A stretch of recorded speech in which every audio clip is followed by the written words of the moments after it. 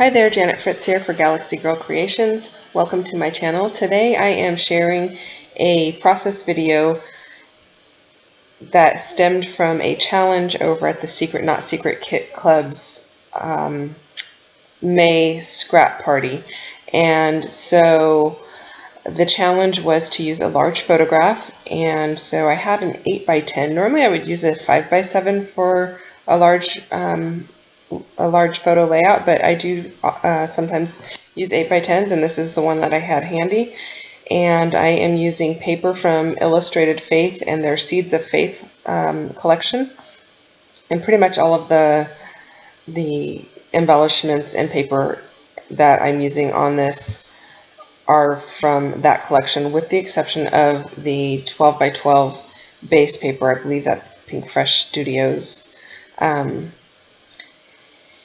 And so you saw me there measure it out and cut it, the paper. This is the original orientation I had, and then when I put it down, the turquoise down so that it was high up in the corner, the upper right hand corner, and I actually liked that better. So it wasn't the original intent, but it worked out to my advantage. I really like it that way, and it showed a little bit more of that turquoise or teal color paper.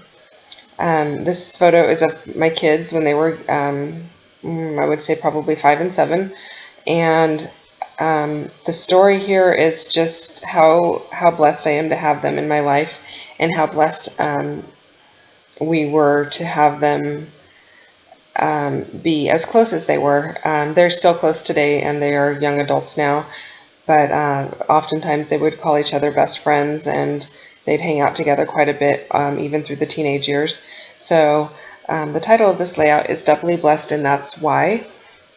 Now, I knew I wanted something up in the upper left-hand corner to kind of balance the layout, and so I decided to use my scallop and circle punches on this layout. I believe another part of the challenge for this was to do this layout in under 30 minutes. And I made it in that 30-minute mark just by the skin of my teeth.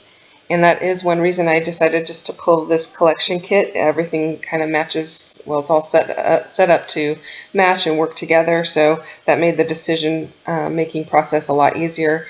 And if you do follow my videos, you know that I have most of my embellishments all sorted by color. I do have a few collection kits that I have not pulled apart, and so this is one of those, and so the embellishments were all ready to go, all matchy-match, and I didn't have to go through anything in any of my boxes of colored embellishments to find things that would work with the layout. The sorting by color does help me to be a lot quicker, but when I'm really on a deadline for like a 30-minute thing like this, obviously the collection pack is going to be even faster. So once I use up some of the items on this sticker sheet, I will cut that apart as well.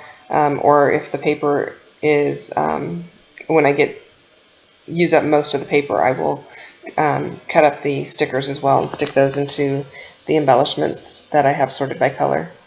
Now I'm just trying to decide if I want that bottom left-hand corner scallop under the photo or under the peach paper there.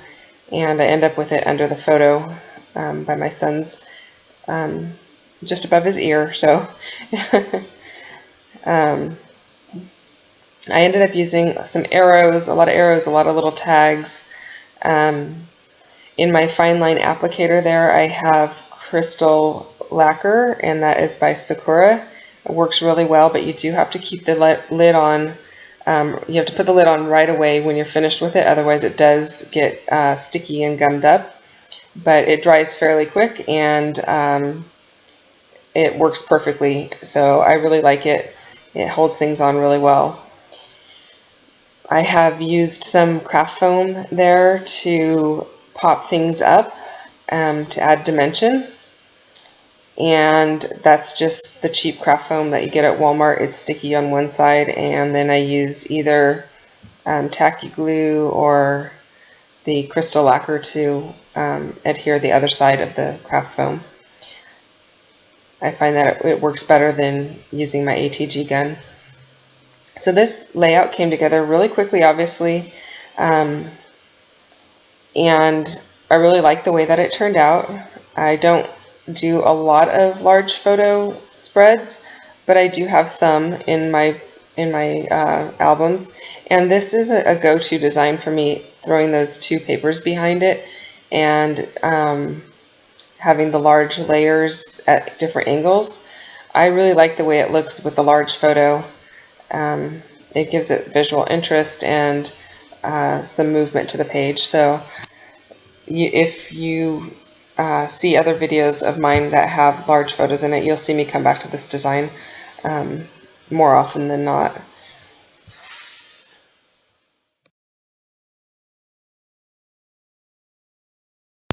You just saw me stick a little bit of glue from Tonic Studios onto my fingers, and I just roll my baker's twine, just the tips of that in the glue so that they don't come undone. And it's something I do all the time and works really well for me. It dries quickly, and I've also used Mod Podge. That works as well. If you want to do that with like a ribbon to keep your ribbons from coming undone and you want to add extra sparkle, the glitter Mod Podge works really well for that. I've used that for banners and things like that to add extra blingy sparkle, and I just think it looks really cool. So now these letters are, I think they're something I got at Hobby Lobby, and they are, they're not acrylic, but they have kind of an acrylic finish to them. And they are raised a little bit, but not a whole lot. But they don't stick super well onto my centering ruler, which is what I use all the time to get my letters placed where I want them. And so I do have to kind of just do it by hand and figure out where I want them. And then I am actually going to have to go back and put a little bit of glue on some of those letters to make sure that they stay where I put them. Sorry, having speech trouble today. So yeah, they're not super sticky, but they're cute and they worked. They matched the layout, and there was some blank space up in the upper left-hand corner of the photo, and I thought that having the title come down into the photo kind of brought things all together, and it worked really well. So I like the way that looks. And we're just about to the close-ups. If you enjoyed this video, I'd love for you to give me a thumbs up down below. And if you're not already a subscriber, if you'd hit that button too, I would be blessed once again. So have a great day. Thank you so much for your time, and I'll see you next time.